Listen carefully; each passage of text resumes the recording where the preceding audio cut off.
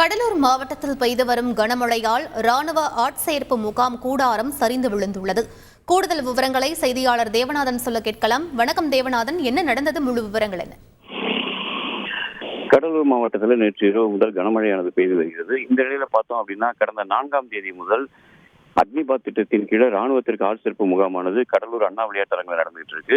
இந்த அண்ணா விளையாட்டரங்கில் இதுல தினமும் ஆயிரக்கணக்கானோர் உடற்தகுதி தேர்வுக்காக இதுல பங்கு பெற்றிருக்காங்க. ஏற்கனவே எழுத்து தேர்வுல வெற்றி பெற்றவர்களுக்கு இந்த உடற்தகுதி தேர்வானது நடைபெற்றிருக்கு. கனமழை காரணமாக பார்த்தோம் அப்படின்னா, இந்த ராணுவத்திற்கு அவர்கள் அமைத்திருந்த தற்காலிக கூடாரமானது இடிந்து விழுந்தது. மேலும் அண்ணா விளையாட்டரங்கில் தண்ணீர் முழுவதுமாக தேங்கி இருப்பதால் உடற்தகுதி தேர்வு நடத்துவதற்கான வழிவகை இல்லாமல் போன காரணத்தினால தற்போது இந்த உடற்தகுதி தேர்வானது கடலூர் வெள்ளி கடற்கரை சாலையில நடந்துட்டு இருக்கு.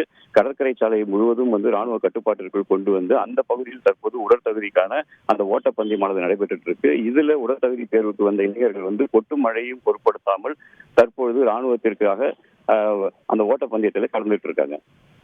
விவரங்களுக்கு நன்றி தேவநாதன். செய்திகளை உடனுக்குடன் தெரிந்து கொள்ள உடனே சப்ஸ்கிரைப் பண்ணுங்க.